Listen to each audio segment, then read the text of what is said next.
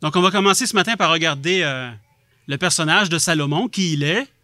Et par le reste de la semaine, on va plutôt regarder ce qu'il a écrit. Mais c'est bon de se pencher d'abord sur le personnage lui-même. Vous le connaissez sûrement si vous avez déjà lu son histoire là, dans la Bible, mais on va faire un petit survol. Vous savez qu'il est le fils de David. En fait, c'est le roi, le premier successeur du roi David. Le roi David, qui est un homme selon le cœur de Dieu, que Dieu est allé chercher dans la bergerie où il gardait ses moutons. Et Dieu a fait de lui le Messie de son peuple, le dirigeant du royaume. Et David ne pouvait pas être là pour l'éternité. Et Dieu lui a promis que son fils Salomon serait l'héritier. Donc, Salomon est l'héritier de la promesse que Dieu a faite à David. Et un résumé de la promesse que Dieu a faite à David se trouve dans 2 Samuel. Il dit « L'Éternel t'annonce qu'il te fera une maison. » Donc, une descendance, là, les fils de David. « Quand tes jours seront accomplis, que tu seras couché avec tes pères, je maintiendrai ta descendance après toi. Celui qui sera sorti de tes entrailles, et j'affermirai son règne. Ce sera lui qui bâtira une maison à mon nom. » Donc Dieu lui promet que son fils va être la maison de David, et son fils lui-même va bâtir une maison à l'Éternel. J'affermirai pour toujours son trône royal. Moi-même, je serai pour lui un père, et lui sera pour moi un fils. S'il commet des fautes, je le corrigerai avec le bâton des hommes, avec le coup des humains, mais ma bienveillance ne se retirera pas de lui. Donc Dieu annonçait d'avance à David, ton fils ne sera pas parfait, et si jamais il s'écarte de la voie, je vais le corriger, mais je ne vais pas le délaisser, je ne vais pas l'abandonner. Et Dieu même annonce à l'avance comment il va faire pour corriger le fils de David, c'est qu'il va utiliser des hommes, des humains qu'il va dresser contre lui comme des adversaires, sans l'abandonner. Et David, lorsqu'il approche de la mort, il est peut-être sur son lit de mort, là, il donne ses dernières paroles, ses dernières recommandations à son fils Salomon. On voit ça dans 1 Roi 2. Il dit, « Moi, je m'en vais, où va tout ce qui est terrestre? » Donc, il s'apprête à mourir. Il lui dit, « Sois fort, sois un homme. » Il lui dit ça parce que son fils Salomon était encore tout jeune. J'imagine qu'il avait 47 ans, quelque chose comme ça. Non, il était plus jeune que ça. C'était comme un ado, un jeune homme.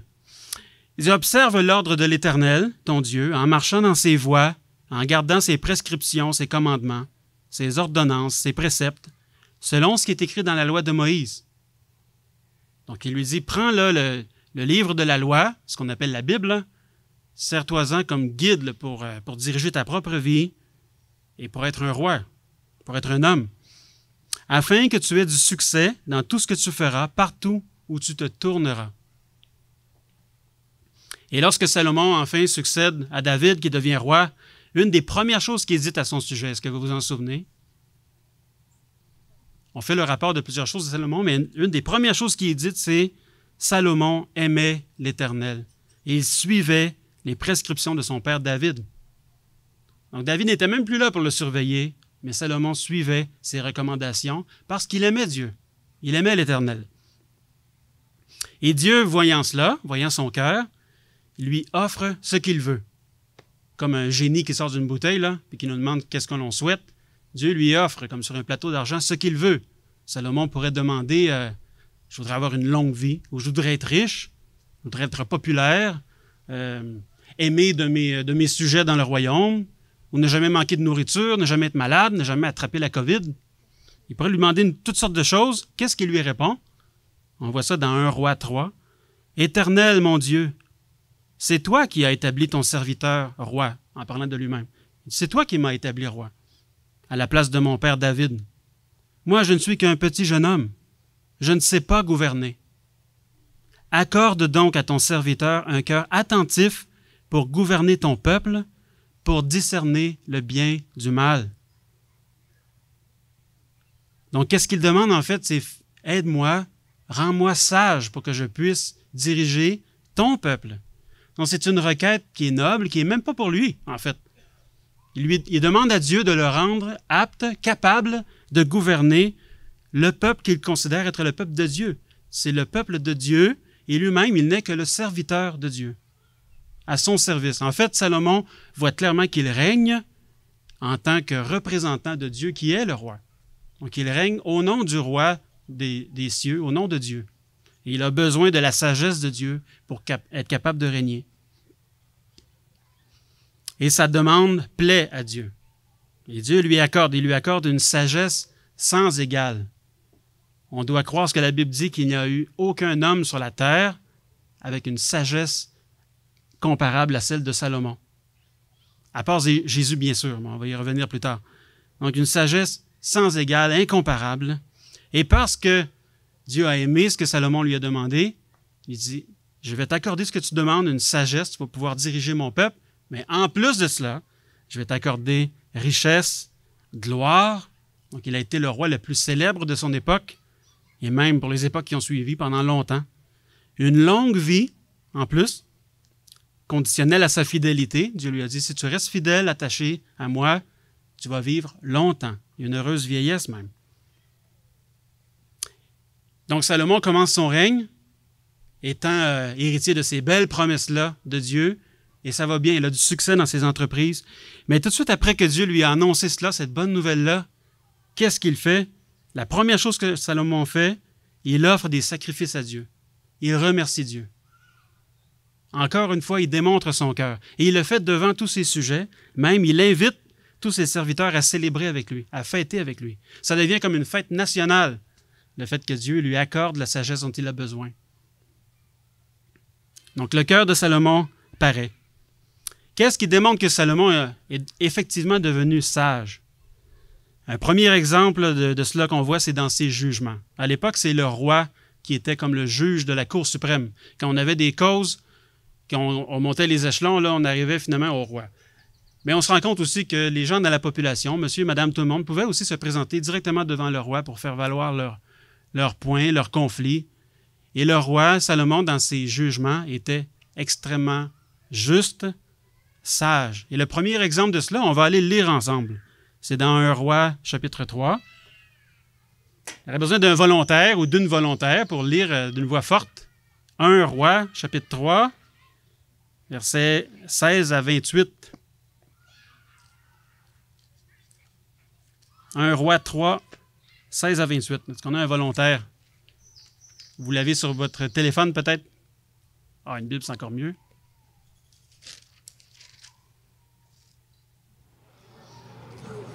Alors, deux femmes prostituées vinrent chez le roi et se présentèrent devant lui. L'une des femmes dit, « Pardon, mon Seigneur, moi et cette femme, nous demeurions dans la même maison et je suis accouchée près d'elle dans la maison. 3 jours après, cette femme est aussi accouchée. Nous habitions ensemble, aucun étranger n'était avec nous dans la maison. Il n'y avait que nous deux. Le fils de cette femme est mort pendant la nuit parce qu'elle s'était couchée sur lui. Elle s'est levée au milieu de la nuit, elle a pris mon fils à mes côtés tandis que ta servante dormait et elle l'a couché dans son sein. Et son fils qui était mort, elle l'a couché dans son sein. Le matin, je me suis levé pour allaiter mon fils et voici, il était mort. Je l'ai regardé attentivement le matin et voici, ce n'était pas mon fils que j'avais enfanté. L'autre femme dit, au contraire, c'est mon fils qui est vivant et c'est ton fils qui est mort. Mais la première répliqua, nullement, c'est ton fils qui est mort et c'est mon fils qui est vivant. C'est ainsi qu'elles parlèrent devant le roi.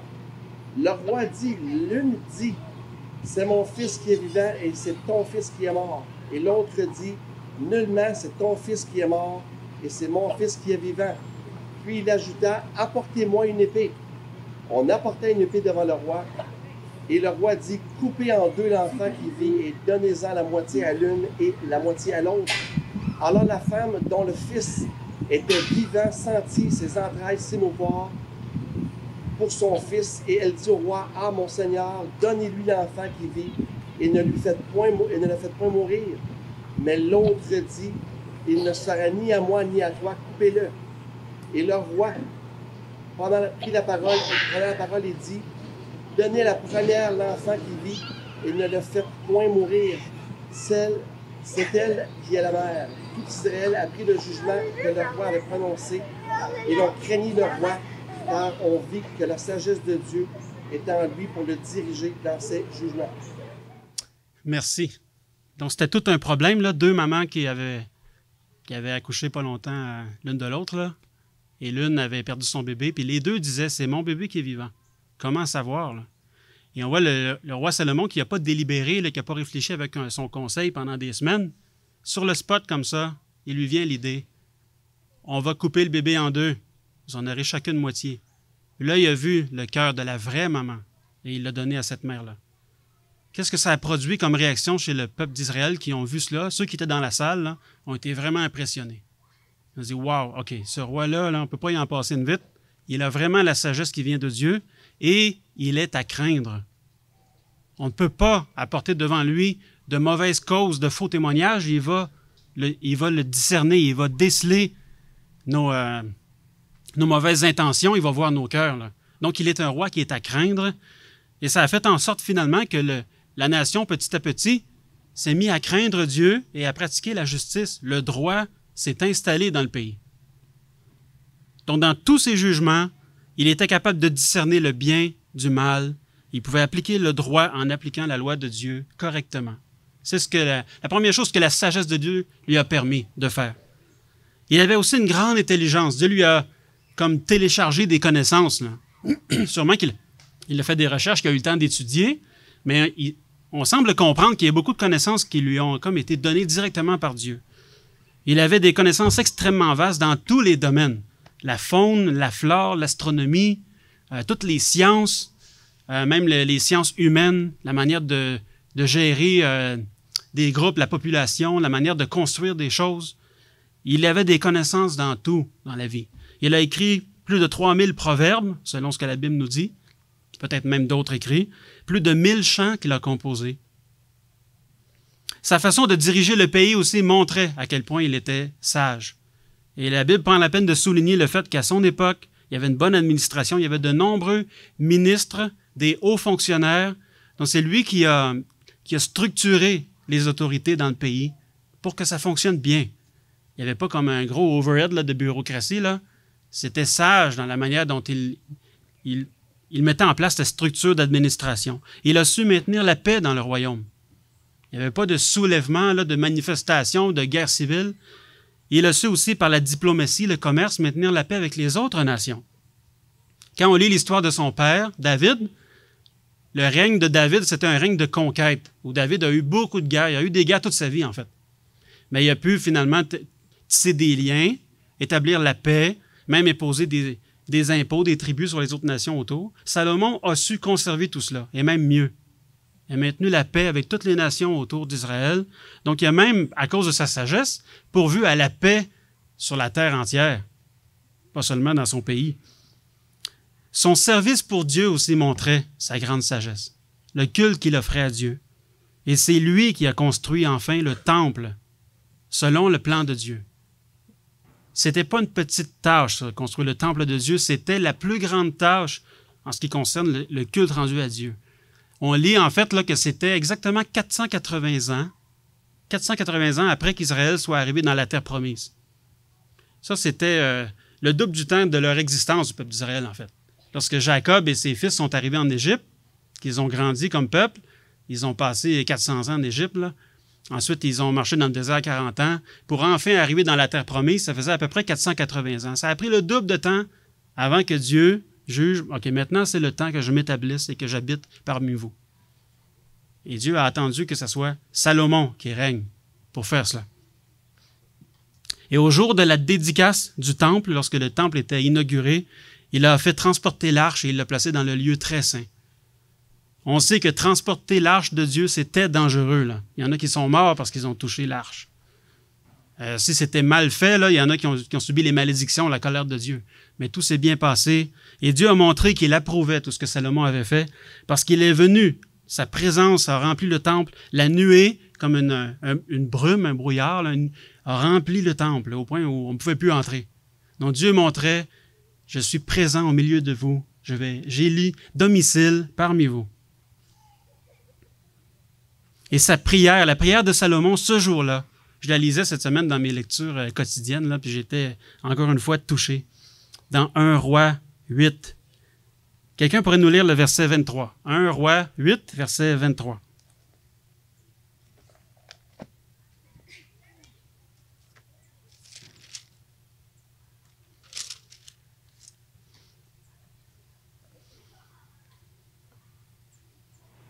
Ô Éternel, Dieu d'Israël, il n'y a point de Dieu semblable à toi, ni en haut dans les cieux, ni en bas sur la terre. Tu gardes l'alliance et la miséricorde envers tes serviteurs qui marchent en ta présence de tout leur cœur.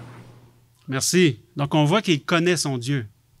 Qu'est-ce qu'il sait à propos de Dieu, à propos de l'Éternel, dans ce verset?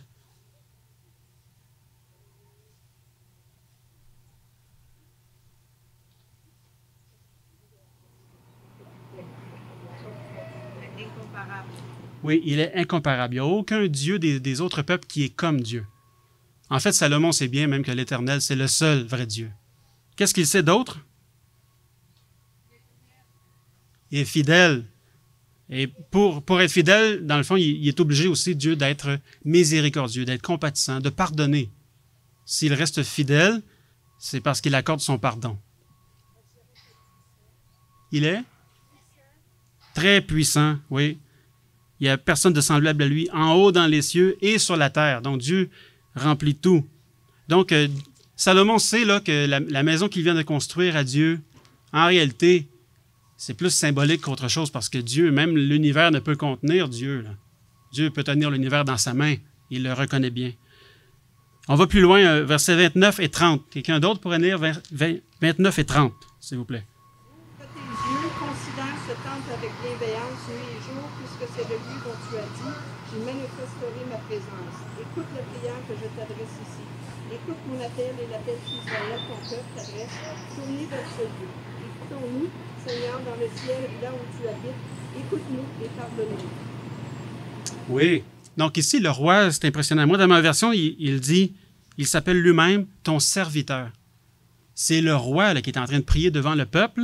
C'est l'occasion de montrer sa puissance. Normalement, un roi, là, n'importe quel roi, va saisir l'occasion pour faire un grand discours, pour assurer son autorité sur le peuple. Ici, il s'humilie. Même le texte dit qu'il est à genoux là, devant Dieu. Il se prosterne. Il s'humilie devant Dieu et il fait ça devant le peuple qu'il regarde. Mais il n'y a aucune gêne. Il reconnaît que Dieu est tout-puissant. Il s'humilie devant lui. Même il reconnaît en fait que son peuple et lui sont impurs. Et il sait que Dieu va les pardonner. Et il compte sur le pardon de Dieu. Ils ne sont même pas dignes, en fait, d'avoir bâti cette maison-là à Dieu. Donc, quelle sagesse de comprendre tout cela. 41 à 43 maintenant. Un autre volontaire? Versets 41 à 43.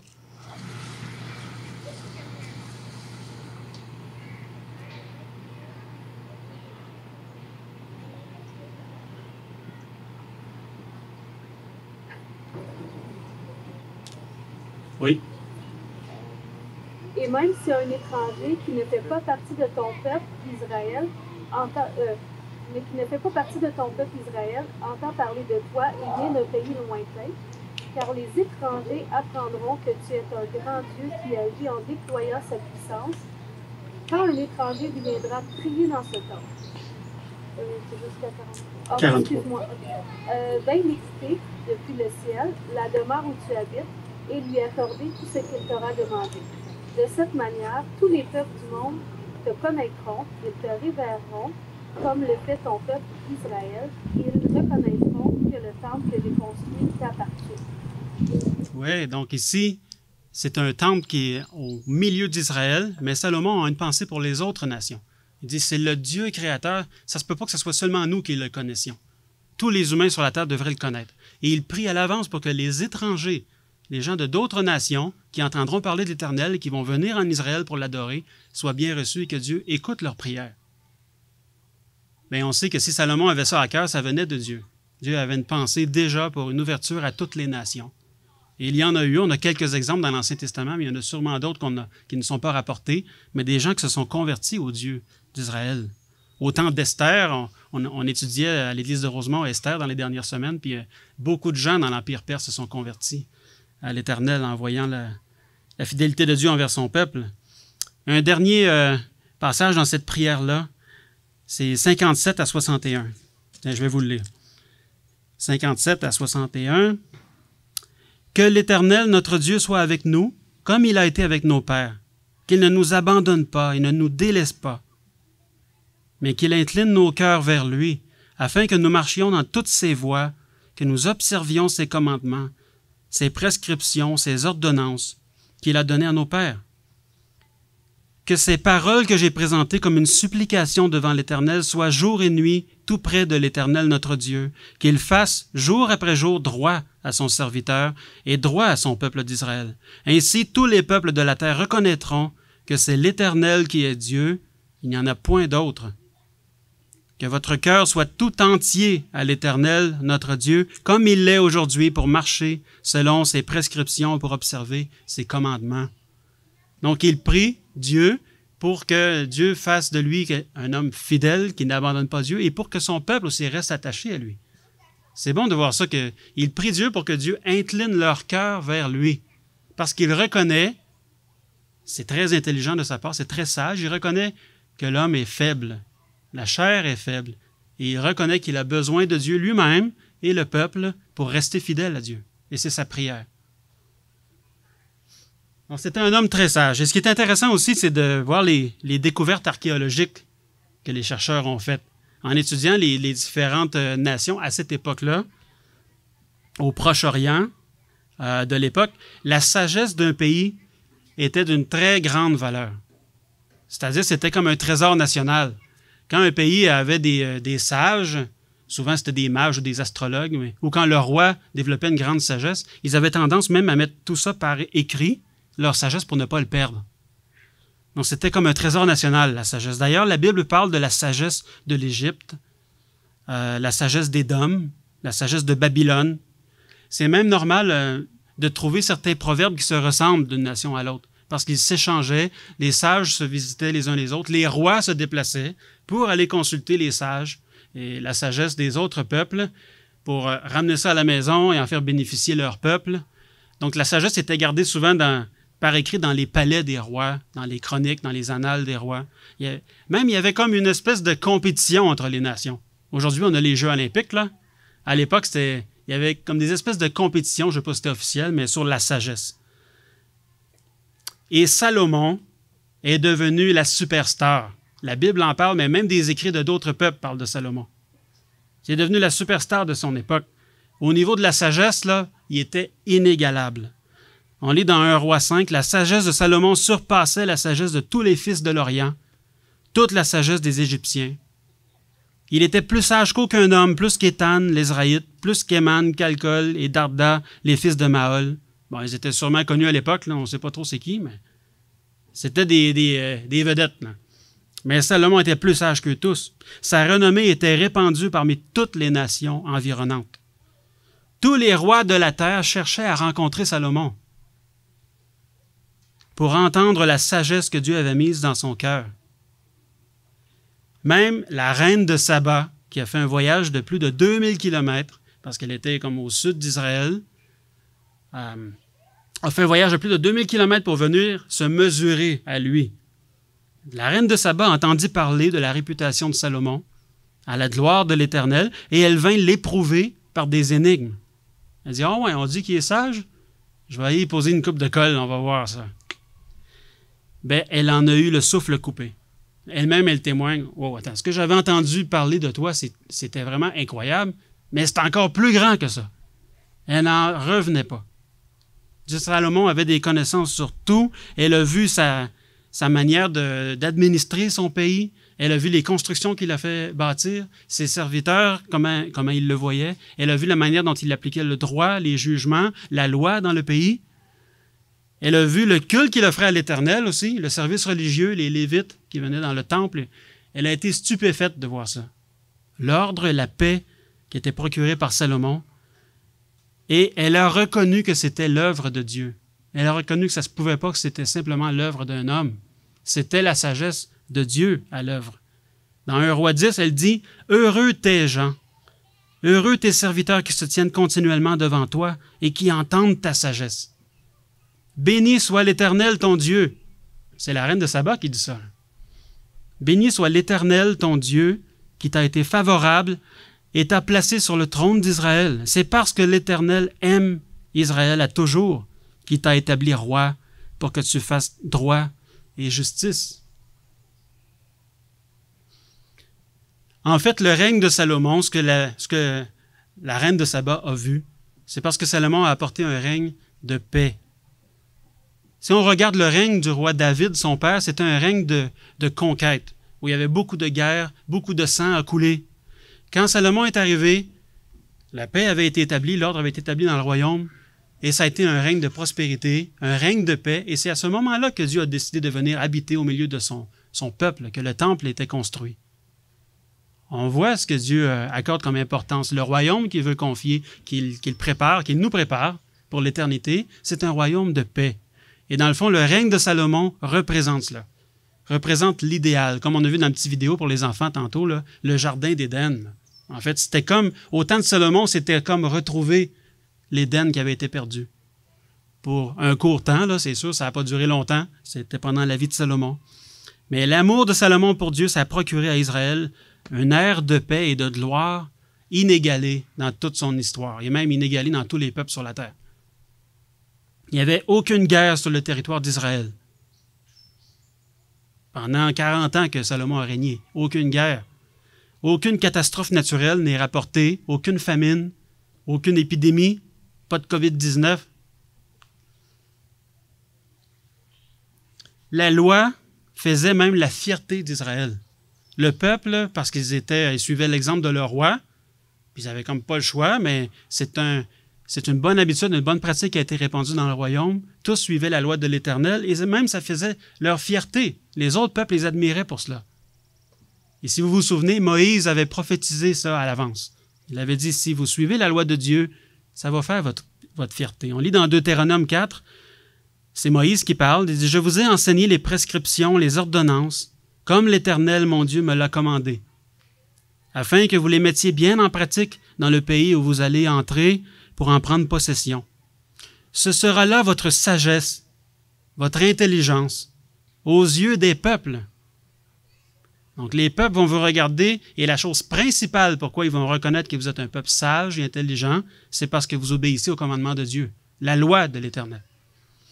Ceux qui entendront parler de toutes ces prescriptions et qui diront « Cette grande nation ne peut être qu'un peuple sage et intelligent. » Parce que la loi de Dieu procure le bonheur, parce que tout ce que Dieu ordonne est bon.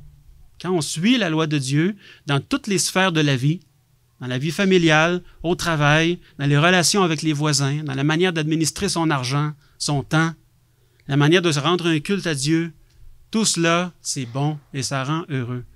Donc, c'est sage d'obéir à Dieu. Et comme promis, Dieu les bénissait. Il avait annoncé même au temps de Moïse, dans Deutéronome 28, « Tous les peuples de la terre verront que le nom de l'Éternel est invoqué sur toi et ils te craindront. L'Éternel te comblera de biens en multipliant le fruit de tes entrailles. » Donc, tu vas avoir de grandes familles, beaucoup d'enfants. Le fruit de tes troupeaux, le fruit de ton sol, dans le territoire que l'Éternel a juré à tes pères de te donner. L'Éternel t'ouvrira son bon trésor, le ciel, pour envoyer à ton pays la pluie en son temps et pour bénir tout le travail de tes mains. Donc, non seulement suivre la loi de Dieu apporte du bien parce qu'on fait ce qui est bon, mais en plus, Dieu dirige les événements pour bénir son peuple. C'était une promesse très matérielle, physique à l'époque, les promesses de Dieu. Et ils en ont hérité. À l'époque de Salomon, là, c'était le summum. Ils suivaient la loi de Dieu et ils étaient bénis. Aujourd'hui, l'Éternel t'a fait promettre d'être un peuple qui lui appartienne en propre, comme il te l'a dit, d'observer tous ses commandements, afin qu'il te donne, sur toutes les nations qu'il a créées, la supériorité en gloire, en renom, en magnificence, afin que tu sois un peuple saint pour l'Éternel, ton Dieu. Donc Dieu voulait faire de son peuple d'Israël un peuple glorieux parce que cette gloire-là rejaillissait sur lui. C'était la gloire de l'Éternel, en fait, devant tous les peuples. Les peuples étaient forcés d'admettre le Dieu des Israélites est plus grand que nos dieux. Qu'est-ce que ça veut dire pour nous, aujourd'hui? On n'est plus à l'époque de Salomon. Le temps de Salomon, là, ça a passé, c'était éphémère. Hein? Ce n'est pas nécessairement le gouvernement ni provincial, ni fédéral, ni les autorités sur la terre qui vont nous conduire dans la sagesse selon Dieu. C'est qui notre roi sage qui peut nous conduire? C'est Jésus, en fait. Jésus, c'est notre roi sage. C'est le Salomon ultime, si on peut dire.